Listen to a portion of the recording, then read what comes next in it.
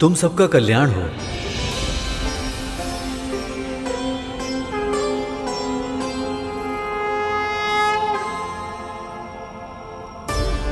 गरुड़, चंद्रमा के बाद और सूर्य लोक से पहले और कौन से ग्रह आएंगे? पृथ्वी और सूर्य के बीच दो और ग्रह होते हैं। सबसे पहले आता है शुक्र, जिसका रंग श्वेत और ये उज्जवल स्वभाव का ग्रह है, परंतु ज्वालामुखियों से भरी इसकी सतह का तापमान बहुत अधिक होता है। फिर इसके बाद आता है बुध ग्रह, जो सूर्य के सबसे निकट है। इसका रंग भूरा होता है, जो सूर्य के चारों ओर तीव्र गति से घूमता रहता है। इसकी कक्षा बहुत छोटी होती है। दिन में ऊष्मा और रात में शीत सबसे अधिक होती है। वाह गरुड़, तुम्हें ये सब कैसे पता? मेरी माँ ने सूर्यमंडल और अंतरिक्ष के बारे में बहुत कुछ बताया है मुझे। गरुड़, हमें भी ये दोनों ग्रह देखने हैं। हाँ गरुड़। नहीं तक तो भैया, बिना किसी कारण के इन ग्रहों पर जाना और वहां की शांति भंग करना उचित नहीं है। हम दूर से ही इन ग्रहों को प्रणाम करके अपने मार्ग पर आगे बढ़ जाएंगे। और वैसे भी हमारी दोनों माएं हमारी प्रतीक्षा कर रही होंगी।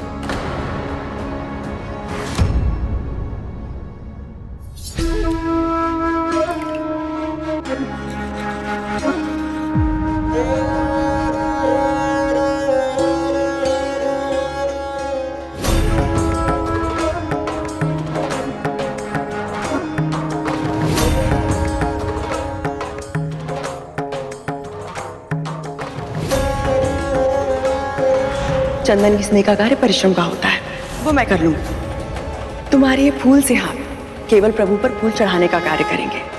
इन प्यारे से हाथों को मैं कभी कोई कष्ट नहीं होने दूंगी।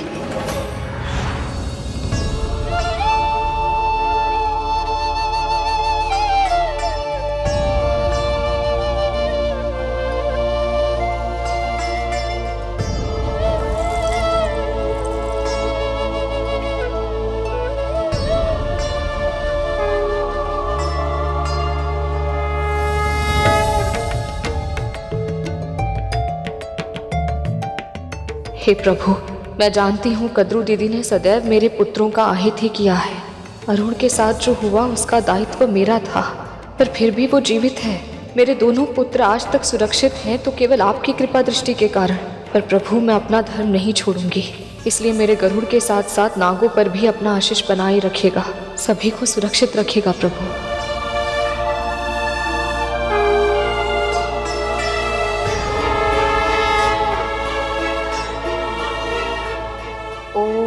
नमो भगवते वासुदेवाय। ओम नमो भगवते वासुदेवाय। ओम नमो भगवते वासुदेवाय। मुझे ऐसा क्यों लग रहा है कि माँ ये पूजा विचलित होकर कर रही है? ओम नमो भगवते वासुदेवाय। ओम नमो भगवते वासुदेवाय। बहुत आनंद आ रहा है।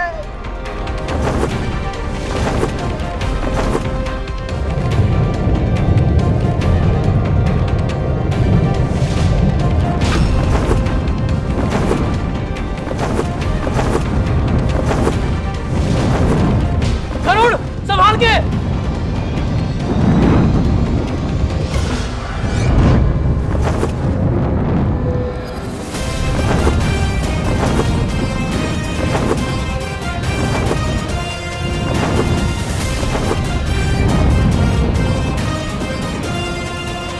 यहाँ तापमान बहुत अधिक है भैया। हाँ हाँ, अब तो सहन भी नहीं हो रहा है।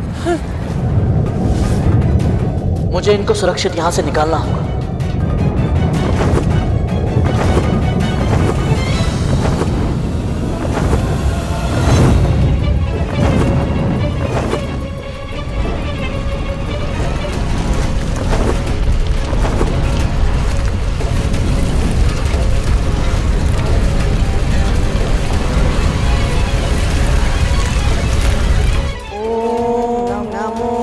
भगवते वासुदेवाय।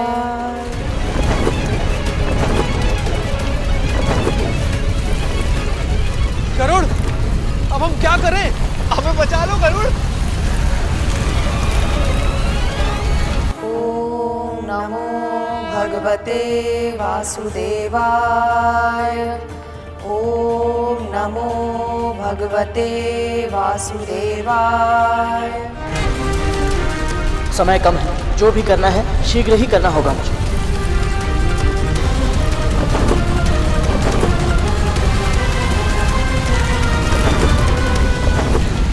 जरूर बचाओ हमें, जरूर बचा लो।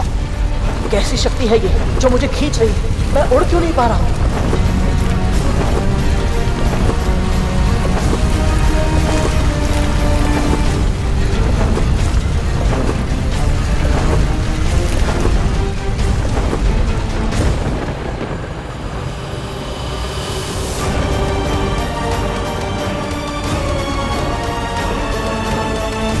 क्या हुआ विंता? तुम्हें कुछ दिखाई दिया क्या? जब मैंने प्रभु का ध्यान करना प्रारंभ किया था तो मुझे लगा कि गरुड़ बहुत तीव्र प्रकाश की ओर जा रहा है, पर अचानक क्या? अचानक ऐसा आभास हुआ जैसे कोई दृश्य शक्ति उसे अंधकार की ओर लेकर जा रही है।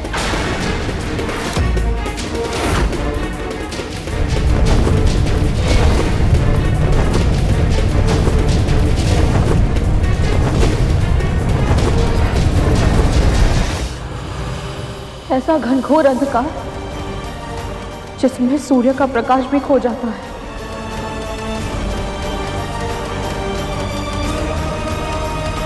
शक्ति? कैसी शक्ति? कहाँ है वो गरुड़? कहाँ है मेरे भाई? उत्तर दीजिए दासी माँ। नहीं जानती मैं, पर मेरा अंतर्मन कहता है बहुत दूर है वो सब।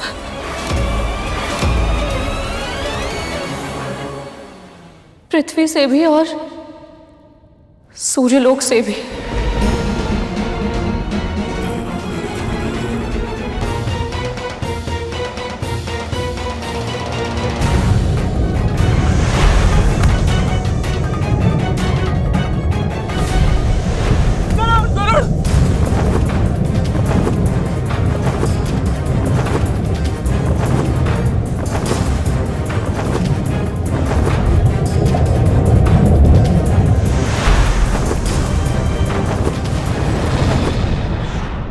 ये देख रहा है गरुड़, सूर्य से छठा ग्रह है ये, और आकार में बृहस्पति के बाद हमारे सौर मंडल का दूसरा सबसे बड़ा ग्रह है शनि। इसकी सबसे बड़ी विशेषता है इसके वलय या छल्ले, जो मुख्य रूप से हिम से बने हैं, पर उनमें कुछ मात्रा में धूल से बनी छोटी चट्टानें भी होती हैं। यदि मेरा अनुमान सही है तो ये शनि ग्रह है, पर वो तो पृथ्वी और सूर्य से बहुत अधिक दूर है। इसका अर्थ है कि हम सच में मार्ग भटक कर बिल्कुल विपरीत दिशा में आ गए। माँ और बड़ी माँ दोनों प्रतीक्षा कर रही होंगी। गुरुत्वाकर्षण के कारण मैं अंतरिक्ष में तो नहीं जा सकता। उचित यही होगा कि यहाँ से मैं इस ग्रह पर उतर जाऊँ।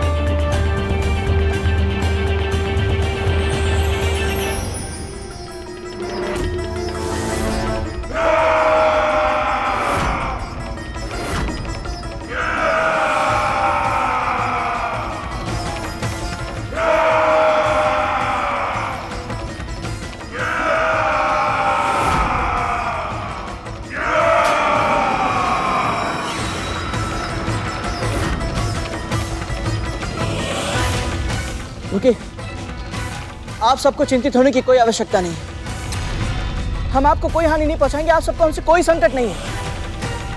हम तो स्वयं यहाँ से चले जाना चाहते हैं। हम सब सूर्यलोक जा रहे हैं। और उल्का वर्षा के कारण अपना मार्ग भटके और यहाँ पहुंचे।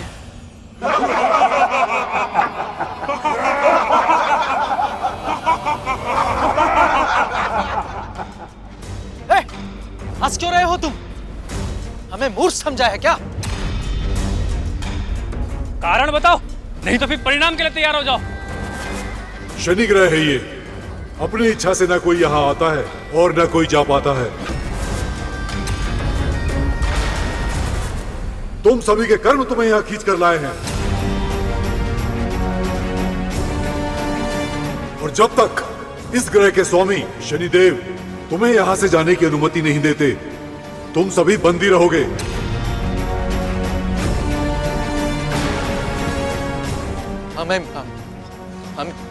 हमें बंदी बनाने का दुस्साहस? जानते भी हो हम कौन हैं? तख्तू भैया, धूमल भैया, शांत हो जाइए। युद्ध नहीं करना है हमें। नहीं गरुड़, भाइयों तैयार हो जाओ। इन मूर्ख सिपाहियों को और इनके स्वामी को पता चलना चाहिए कि हम कद्रू मां के पुत्र हैं। महाशक्तिशाली, महाबलशाली नाग हैं हम।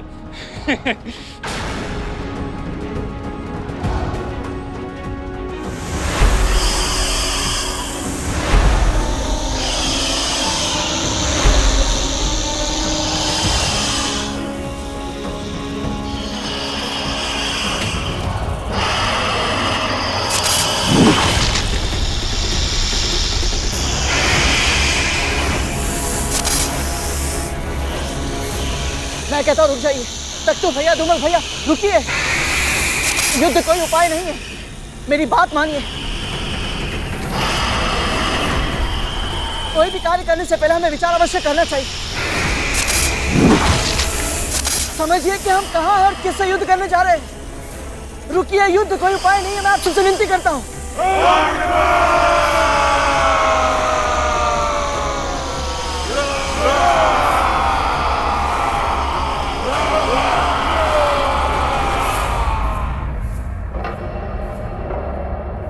नमो भगवते वासुदेवाय। दीदी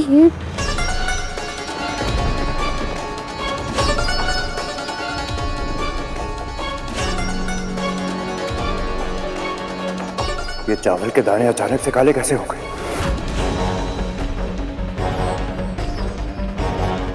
ऐसा तो तब होता है जब शनिदेव का प्रभाव हो।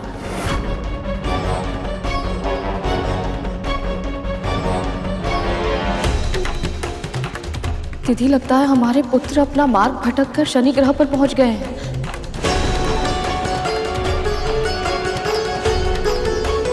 यदि शनिदेव की वक्र दृष्टि उन पर पड़ गई तो अनर्थ हो जाएगा।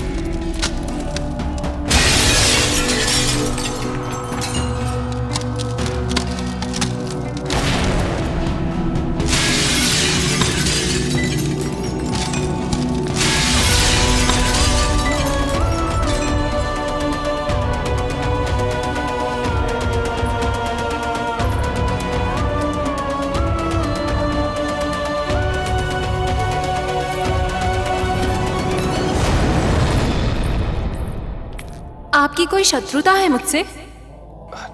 नहीं, नहीं तो आप हर बार ऐसा क्यों करते हैं? जब भी मैं साज श्रृंगार करती हूँ, आप मेरे दर्पण पर अपनी दृष्टि क्यों डाल देते हैं? हम तो बस आपको देखना चाहते हैं देवी, परंतु नियति का व्यंग्य देखिए। हम आपको प्रेम से निहारना तो दूर, आपको अपने नेत्र उठाकर एक पल देख भी नहीं सकते। प्रिय, ये कैसा श्राप दे दिया आपने हमें?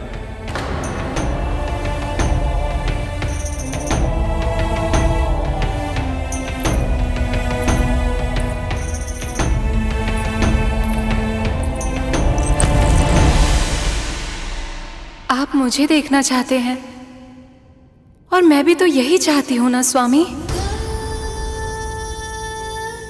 इस संसार की हर स्त्री यही चाहती है कि जब वो साज सज्जा करे तो उसका पुरुष उसे निहारे, अपनी प्रिया के काजल से सुसज्जित गहरी आंखों में डूब जाए,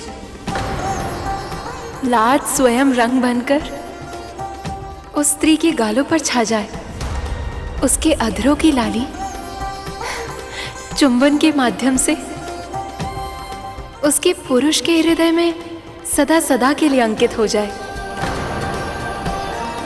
मैं भी तो एक स्त्री हूं स्वामी, जो अपने पति से प्रशंसा के लिए तरस रही है। ये साज सज्जा, ये अलंकार, ये सब आपके लिए ही तो है।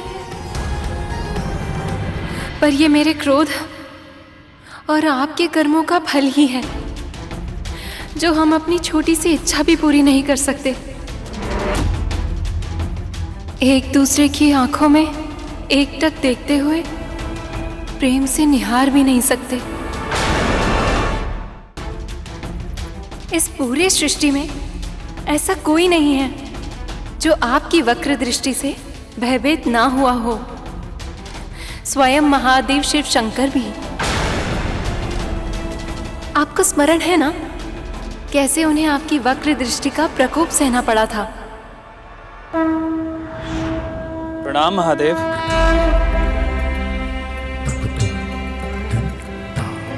आपकी भक्ति भी विचित्र है शनिदेव। मैं देवों का देव हूं, आप मेरी आराधना करते हैं और आप फिर भी मेरी राशि में आना चाहते हैं। आपसे क्या छिपा है महादेव? आप तो सब भली भांति जानते हैं मुझे किसकी राशि में प्रवेश करना है और किसकी राशि में नहीं। ये मेरे नियंत्रण में नहीं है। हम सब प्रकृति के नियमों से बंधे हुए हैं और उन्हीं नियमों के अनुसार कल मैं आपकी राशि में प्रवेश करूंगा प्रभु, और मेरी वक्र दृष्टि आप पर होगी प्रभु। मैं चाह कर भी होनी को नहीं टाल सकता, इसलिए मैं आपको सतर्क करने आया हूं। आपकी दृष्टि मुझ पर कितने समय तक रहेगी शनिदेव? प्रभु, सुबह की पहली किरण से सवा पहर तक मैं आपकी राशि में रहूंगा। मैं क्षमा चाहता हूं, परंतु तब तक आपको सतर्क रहना होगा। आप चिंतित ना हो, आपकी दृष्टि का मुझ पर कोई प्रभाव नहीं होगा शनिदेव।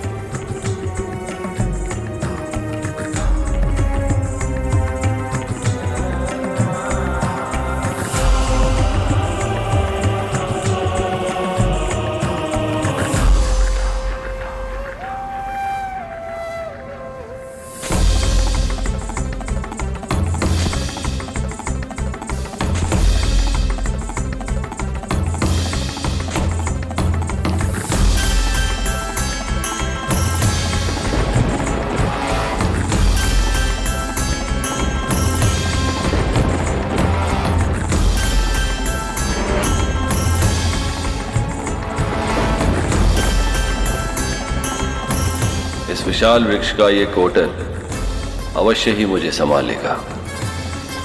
सूर्य की किरणें भी इसमें प्रवेश नहीं कर सकती, तो मुझ पर शनिदेव की दृष्टि कैसे पड़ेगी?